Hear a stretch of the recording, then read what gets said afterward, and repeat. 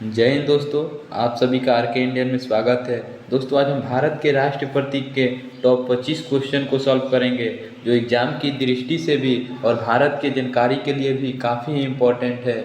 ये क्वेश्चन सभी previous year paper में पूछा हुआ सवाल है। चलिए हम लोग क्वेश्चन की ओर चलते हैं। तो पहला क्वेश्चन है कि राष्ट्रीय ध्वज की जो लंबाई और चौड़ाई का अनुपात है यानी रेशियो है वो कितना है। तो वो 3:2 है। 3:2 है यानी ऑप्शन नंबर बी हो जाएगा।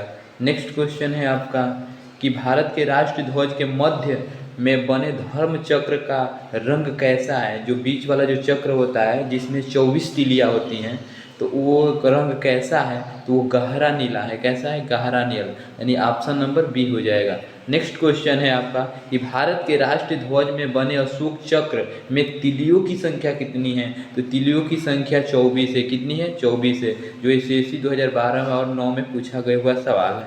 नेक्स्ट क्वेश्चन है आपका कि स्वतंत्र भारत के राष्ट्रीय ध्वज की डिजाइन निम्नलिखित में से किसने तैयार किया था। यानी जो राष्ट्रीय ध्वज है अपना, उसकी डिजाइन किसने किया था। तो वो पिंगली वेंकैया ने किए थे, यानी ऑप्शन नंबर डी हो जाएगा। नेक्स्ट क्वेश्चन है आपका कि भारत का राष्ट्रीय गान यानी जो हम लोग का राष्ट्रीय गान है वो कौन सा है। तो जनगण मनगढ़ है। आप लोग सभी जानते हैं, जो गर्व से हम लोग इस चीज़ को गाते हैं। तो नेक्स्ट क्वेश्चन है आपका।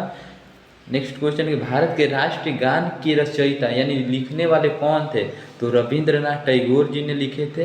रविंद्रनाथ टैगोर जी, जो पहली बार 1911 में कोलकाता अधिवेशन में गाया गया था। नेक्स्ट क्वेश्चन है आपका कि राष्ट्रगान पहली बार कहाँ गाया गया था। तो 1911 में कोलकाता अधिवेशन में गाया गया था।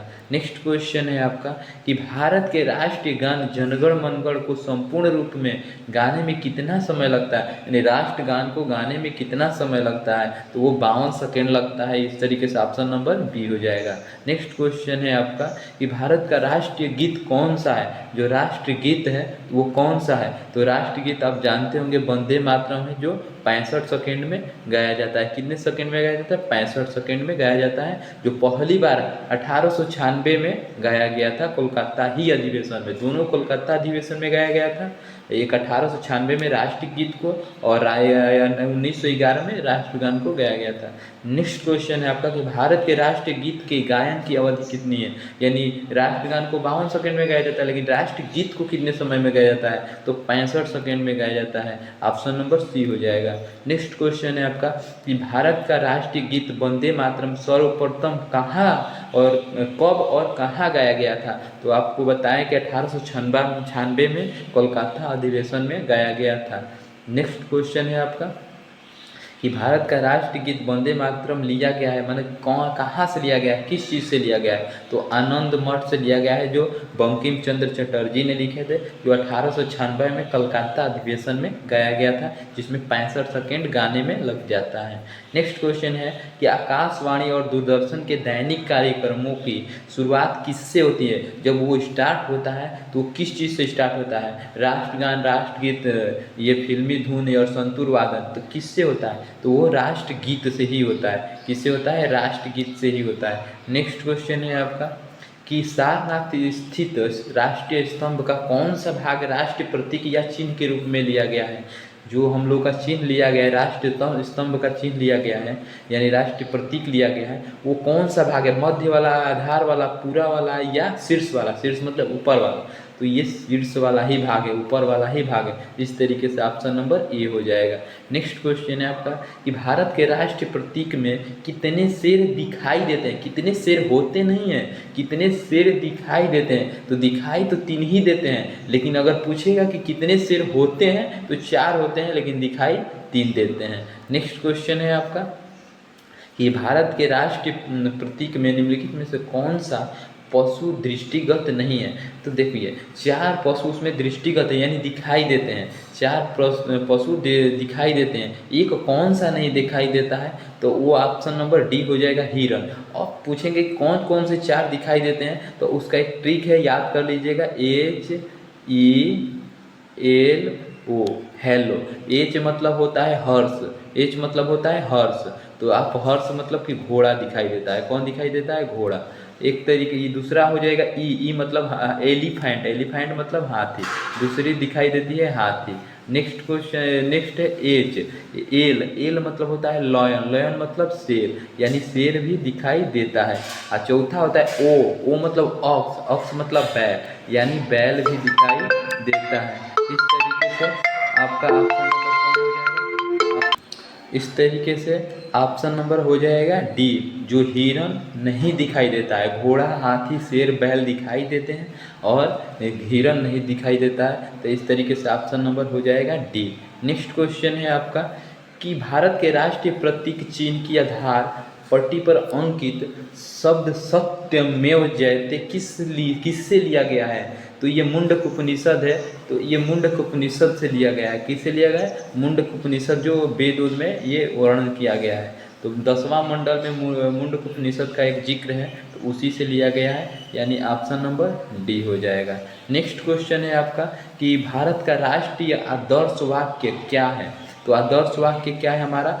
सत्यमेव जयते, यही हमारा राष्ट्रीय आदर्श वाक्य है, या राष्ट्रीय वाक्य भी पूछेगा तो यही हो जाएगा।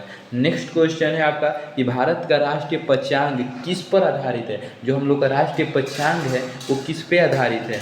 तो वो शक संवत पे, विक्रम संवत पे, हजारी संवत पे, ग्रेगोरियन कैलेंडर पे। तो हम लोग का जो अभी आधारित है वो शक संवत पर है। किस पे है?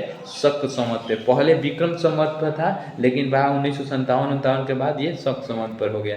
नेक्स्ट क्वेश्चन है आपका कि शक संवत का अंतिम माह होता है, तो अंतिम माह कौन सा होता है? फागुन होता है। क्या होता है? फागुन। लेकिन फर्स्ट मंथ कौन होता है? तो वो चैत्र होता है, जो 22 मार्च से स्टार्ट होता है। नेक्स्ट क्वेश्चन है आपका कि अब कौन सा कैलेंडर दुनिया भर में सर्वमान्य है? तो मतलब सबसे ज़्यादा फेमस कौन सा है? तो ग्रेगोरियन कैलेंडर है, जो उसमें जनवरी का, फरवरी हम लोग जो अभी मानते हैं वो जनवरी फरवरी जो वही ग्रेगोरियन कैलेंडर के अनुसार है। लेकिन हम लोग कैलेंडर अनुसार, शक संवत के अनुसार पहला महीना होता है वो चैत्र और अंतिम महीना होता है फागुन।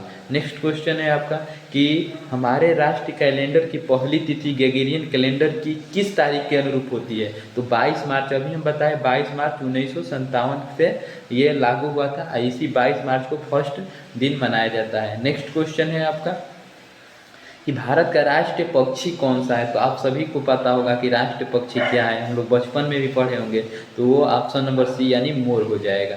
नेक्स्ट क्वेश्चन है आपका कि भारत का राष्ट्रीय पशु कौन सा है? तो पहले भारत का राष्ट्रीय पशु सिंह यानी शेर होता था, लेकिन 1972-73 के करीब इसको चेंज करके ये कर दिया गया बाघ। तो हम लोग का राष्ट्रीय पशु क्या हो जाएगा? बाघ हो जाएगा। क्या हो जाएगा? बाघ। नेक्स्ट क्वेश्चन है कि बाघ से पूर्व भारत का राष्ट्रीय पशु यानी जानवर कौन था? तो अभी हम बताएं कि पहले बाघ से पहले हिरन, सॉरी सिंह था, सिंह यानी शेर था। क्या था? शेर था। बाद में इसको कर दिया गया, क्या कर दिया गया? वो बाघ कर दिया गया। इस तरीके से ये महत्वपूर्ण 25 क्वेश्चन आप लोग को देख करके आत्मविश्वास बढ़ेगा, और ये हर एक एग्जाम में पूछा हुआ क्वेश्चन है जो बार बार इसको रिपीट करता है। ऐसे वीडियो देखने के लिए और जानकारी प्राप्त करने के लिए इस चैनल को सब्सक्राइब कर लीजिए, ताकि ऐसे ही वीडियो लाता रहूं और मेरा भी मोटिवेशन बना रहे। इसके लिए लाइक भी करते रहिए। जय हिंद, जय भारत। अगला वीडियो में मिलते हैं। धन्यवाद।